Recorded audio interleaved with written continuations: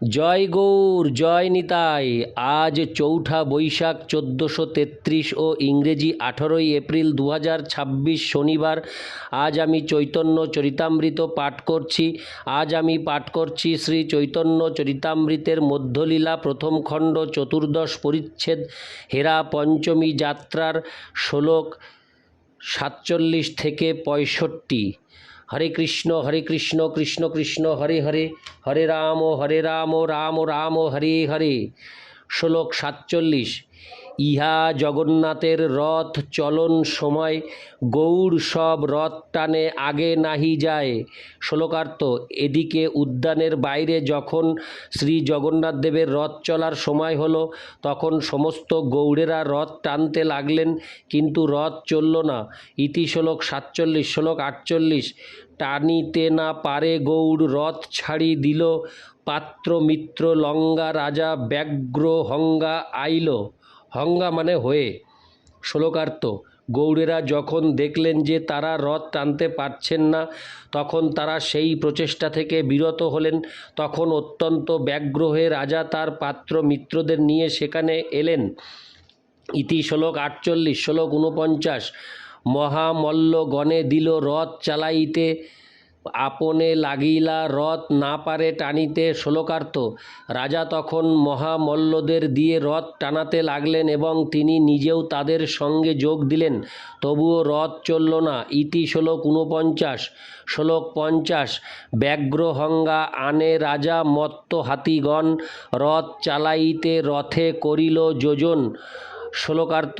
অত্যন্ত উৎকণ্ঠিত হয়ে রাজা তখন মত্ত হাতিদের আনিয়ে তাদের দিয়ে রথ টানাবার চেষ্টা করলেন। ইতি শ্লোক 50। শ্লোক 51। মত্ত হস্তিগণ টানে যার যত বল, এক পদ না চলে রথ হইল অচল। শ্লোকার্থ। তাদের সমস্ত শক্তি দিয়ে মত্ত হস্তিরা রথ টানতে লাগলেও কিন্তু রথ একটুও নড়ল না। ইতি শ্লোক 51। শ্লোক 52। শুনি মহাপ্রভু আইলা নিজগণ লঙ্গা মানে নিয়ে, লয়ে মানে নিয়ে, মত্ত হস্তি রথ টানে দেখে দান্তাঙ্গা। শ্লোকার্থ। সেই সংবাদ পেয়ে শ্রী চৈতন্য মহাপ্রভুর তার পার্শ্বদের নিয়ে সেখানে এলেন এবং দাঁড়িয়ে দাঁড়িয়ে দেখলেন যে মত্ত হস্তিরা রথ টানছে। ইতি শ্লোক 52। শ্লোক 53। অঙ্কুশের ঘায়ে হস্তি করয়ে চিৎকার, রথ নাহি চলে লোকে করে হাহাকার। হাহাকার।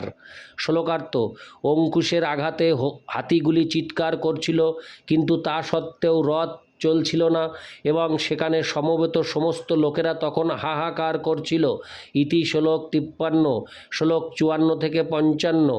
তবে মহাপ্রভু সব হস্তি ঘুচাইল, নিজগণে রথ কাছি টানিবারে দিল, আপনে রথের পাছে ঠেলে মাথা দিয়া, হড় হড় করি রথ চলিল ধাইয়া।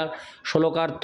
তখন শ্রী চৈতন্য মহাপ্রভু সমস্ত হাতিগুলিকে রথ থেকে খুলে দিলেন এবং তার পার্শ্বদের রথ টানবার জন্য রথের দড়ি দিলেন এবং তিনি নিজে রথের পেছনে গিয়ে মাথা দিয়ে রথ ঠেলতে লাগলেন। তখন হড় হড় করে রথ এগিয়ে চলল। ইতি শ্লোক 54 থেকে 55। শ্লোক 56। ভক্তগণ কাছি হাতে করি মাত্র ধায়, আপনে চলিল রথ টানিতে না পায়। শ্লোকার্থ। রথ আপনা থেকেই চলছিল, তাই ভক্তরা কেবল রথের দড়ি হাতে নিয়ে ছুটে চলছিলেন, তারা রথ টানবার সুযোগ পাচ্ছিলেন না। ইতি শ্লোক 56। শ্লোক 57। আনন্দে করয়ে লোক জয় জয় ধ্বনি, জয় জগন্নাথ বই আর নাহি শুনি। শ্লোকার্থ। রথ যখন এইভাবে এগিয়ে চলতে লাগলো, তখন সকলে আনন্দে জয়ধ্বনি দিতে লাগলেন এবং জয় জগন্নাথ ছাড়া আর কিছু তখন শোনা যাচ্ছিল না। ইতি শ্লোক 57। শ্লোক 58।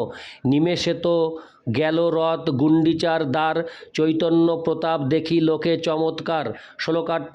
অল্পক্ষণের মধ্যেই রথ গুন্ডিচা মন্দিরের দ্বারে গিয়ে পৌঁছিল। শ্রী চৈতন্য মহাপ্রভুর প্রতাপ দর্শন করে সকলে চমৎকৃত হলেন। ইতি শ্লোক 58। শ্লোক 59।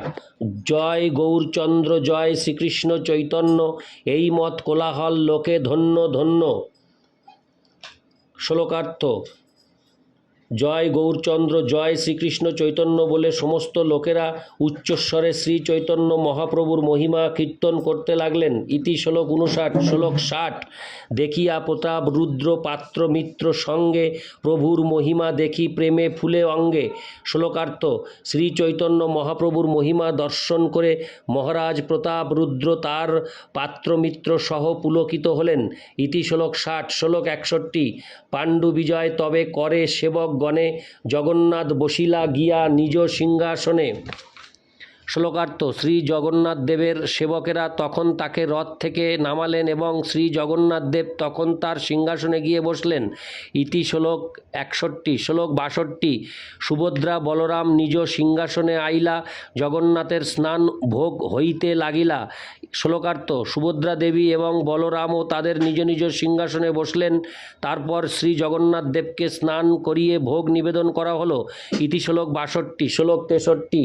আঙিনাতে মহাপ্রভু লঙ্গা ভক্তগণ, লঙ্গা মানে লয়ে, ভক্তগণ আনন্দে আরম্ভ কইল নর্তন কীর্তন। শ্লোকার্থ: তখন শ্রী চৈতন্য মহাপ্রভু মন্দিরের আঙিনায় তার ভক্তদের নিয়ে মহানন্দে নৃত্য করতে শুরু করলেন। ইতি শ্লোক 63। শ্লোক 64। আনন্দে মহাপ্রভুর প্রেম উথলিল, দেখি সব লোক প্রেম সাগরে ভাসিল। শ্লোকার্থ: আনন্দে তখন মহাপ্রভুর প্রেম উদ্বেল হয়ে উঠল এবং তা দেখে সমস্ত লোকেরা ভগবৎ প্রেমের সমুদ্রে নিমজ্জিত হলেন। ইতি শ্লোক 64। শ্লোক 65। নৃত্য করি সন্ধ্যাকালে আরতি দেখিল, আইটোটা আসি প্রভু বিশ্রাম করিল।